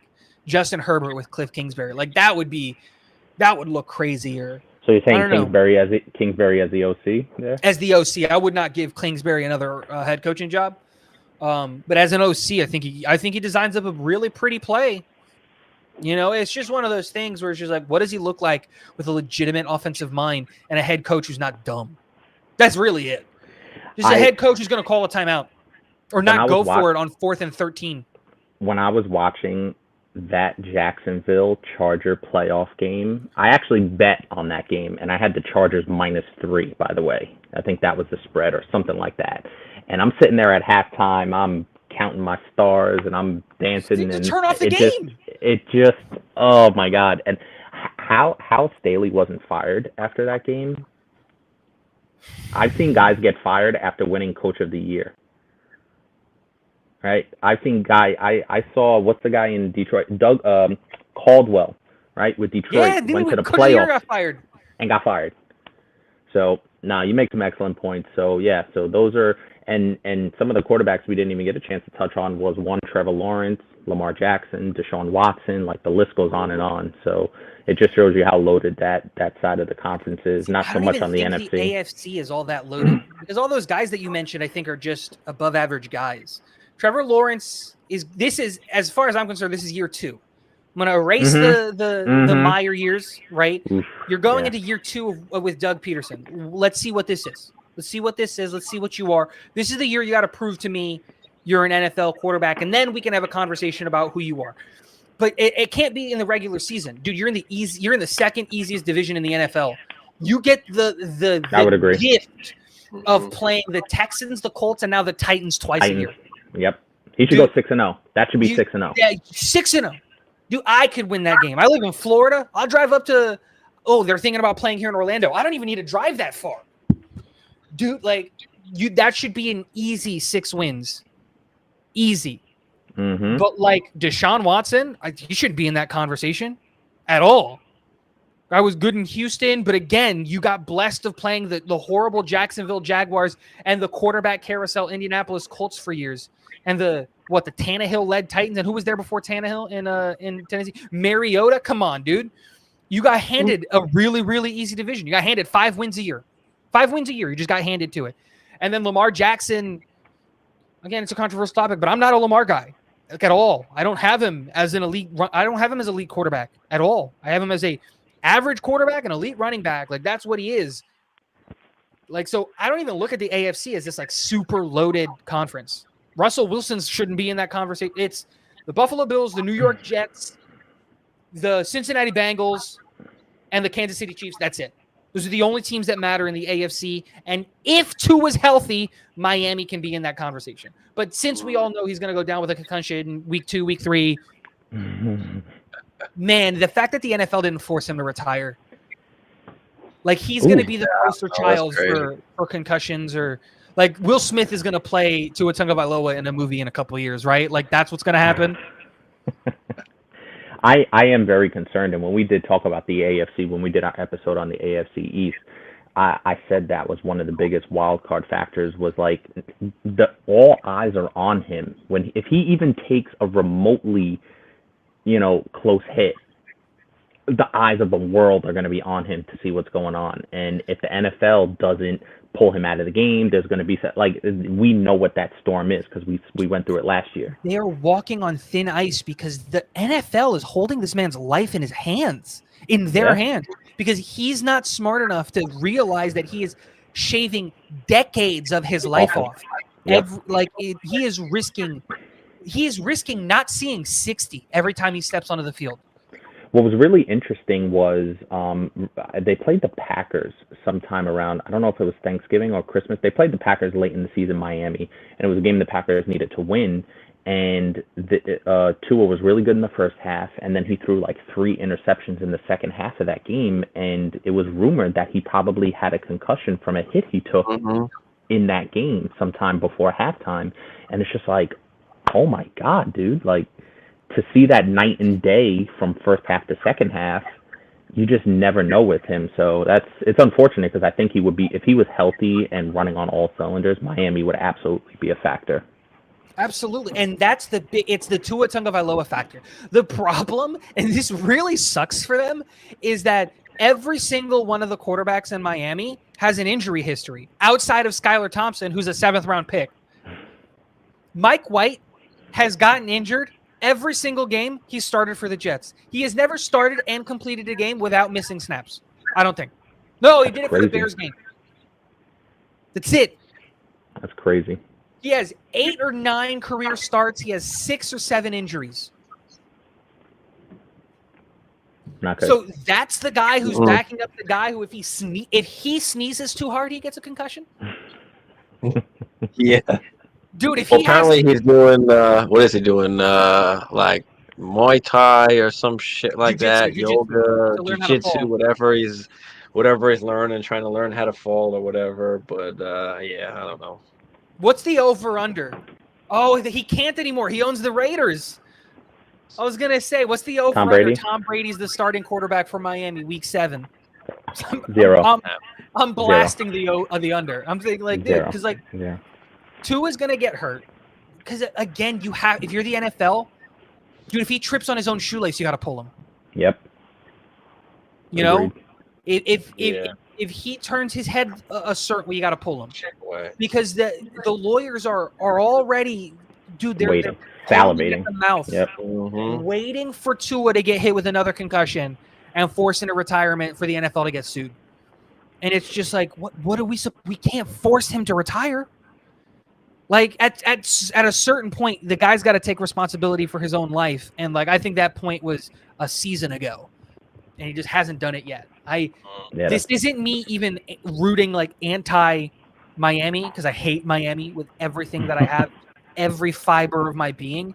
It's not even that, dude. Give him Derek Carr, go give him a legitimate quarterback. I don't go give him Tom Brady, whatever they want at quarterback. Go get it for them. I still think that we can beat them. It's a matter of, like, we already had the DeMar Hamlin situation last year. Yeah. I feel like this is the tip of the iceberg with another one of these situations of, like, every time he gets hit, you have no idea if he's going to get up. And that's a scary thing. You shouldn't have to worry about that as a sports fan. No, not at all. Dude, I got one more thing for you. I got one more for you before we get up out of here. But OTA's minicamp, is there any news recently or anything maybe that we should know about? Quinn Williams still doesn't have a contract. That's it. It's the only Quinn Williams and Aaron Rodgers' contract. That's it. Those are the only things that matter right now for the Jets. And maybe bring in a linebacker. That's it. There's no any drama. There's no nothing, right? Like if you wanted to, we can really go like super in depth, like who's going to be the left tackle and the right tackle, who's going to be the center. Like these are like super nerdy things that like only Jets fans really care about. But as an NFL perspective, looking in on the Jets for OTAs and storylines that you want to care about, is Breece Hall healthy? What is Aaron Rodgers' new contract? When is Quinn Williams going to get an extension? That's it. Those are the only things that matter right now. You're the Jets. And that's it. Who's on Rodgers' good side right now? He's talked about Brownlee numerous times, even talked about him before they drafted him as an undrafted free agent. Yeah, Jason Brownlee at a Southern Miss is another. It's a guy who fits that mold of big body, fast as crap wide receiver, and like that you just like as a quarterback. Again, undrafted. I believe he's an undrafted free agent. And it's just he like again he's just a huge body and target, and he has been impressing and doing a lot of really really good things at camp. So there's there's this conversation of like Denzel Mims might be up for sale. My expectation is that Denzel Mims is going to end up on the Green Bay Packers, just because they called multiple times. The Green Bay Packers have called the Jets multiple times for wide receivers in the last couple of years. And the Jets have never been in the mood or in the thing to sell. And a lot of people forget that Denzel Mims does have a trade request still standing and active right now. He is not happy with his amount of play, especially going into the last year of his rookie contract. And if he doesn't perform, he's not going to get paid. And he hasn't earned a second contract yet. And that's a big deal for obviously like him and his family and all of that stuff. So that would be another thing where it's just like Brownlee is doing really, really good things at camp, like in the wide receiver room. Last year, Irvin Charles is a guy that we picked up, is another one that is just like, hey, I really like him, as a wide receiver who can maybe be wide receiver 6. And so the only concern I have is with every guy that you add on the bottom half of the roster as like wide receiver 5, wide receiver 6, is pushing up Randall Cobb. And I'd rather not do that. I'd rather have Randall Cobb as wide receiver 6. But if Brownlee earns it, if Brownlee earns wide receiver 6, who am I to say like Denzel Mims deserves it more than him or like not? Like it's just, but yeah, that's a whole conversation where we're talking about wide receiver 6, a guy who's going to get maybe 8 snaps a year. Mm-hmm. Yep. You got any other last questions you want to ask? No. This was an amazing show. I appreciate the insight. Obviously, we got into some things that made me a little bit sad, knowing that I'm not going to have Hall of Fame quarterback coming up this particular season. But I am excited overall. Obviously, we're huge NFL fans, so I'm excited overall. In the AFC East, we've been talking about it on quite a few shows. So really good insight. We definitely appreciate it, and hope to do some more shows with you in the future. Yeah, absolutely. And like, again, I love the NFL. So if you ever want to just talk straight up just football, you guys let me know. I'm available most days after 7:30 or 8 when the little one goes to sleep. So it's I'm always down to talk football, especially with like big news and stuff. Let me ask you one question, Hammer, before we got here. You're a Green Bay fan. Go for it. Is there an arrest out? Like, is there a warrant out for Gutekunst out there in Wisconsin? Because how do you convince Jordan Love to take that contract? The guy could have made more money. He could have said, nah, I'm not going to take this contract. You either give me the 5th-year option, which would have been more guaranteed money, or I'm out of here. Or you let me walk in free agency, or where you're going to have to franchise tag me and I'll make even more money. How do you convince that man to take that contract? That's a crime, right? Like there's blackmail involved. Like he's kidnapped his daughter or sister. Something's going on, right? he must have some leaked emails from Jordan Love's hard R, DMs right? or Like something. just an so- email with the hard R in it, and it's just like, dude, like there's a basement in Lambeau somewhere where like his whole family's there. So Just- I tended to look at that from the Green Bay perspective and say, hey, that's a great deal for Green Bay. Obviously, it's I a didn't. stupid good deal for Green. So I tended to look at it from that perspective, but also if I try and think about it from Jordan Love's perspective, maybe he's saying, hey, listen, I got this first year under my belt that I know I'm going to be here. I'm going to have a young wide receiver core. I'm going to have to work my way. Say I have remember Aaron Rodgers' first year when he was a starter, he was 6-10, and he had I think he had 28 and 13. 28 touchdowns, 13. He didn't light the world on fire his first year after Brett Favre, retired. Got traded, retired, then got traded. So I think he's kind of looking at it as more of a safety net than anything. Low drama. He seems like a humble kid for the most part. So I'm thinking he's looking at it like, hey, listen, if I just lock myself into at least 2 guaranteed years, I'm here. I can work with this team. I can build, even if I don't have a great first season, I know I'm going to be here that second season and not have to worry about what's going on. But I agree with you, and we talked about this before when the news came out, because it was kind of went under the radar that he signed a 1-year deal as opposed to a 5th-year option. Yeah, So I think they got his mom in the basement. It was the only explanation. Because again, like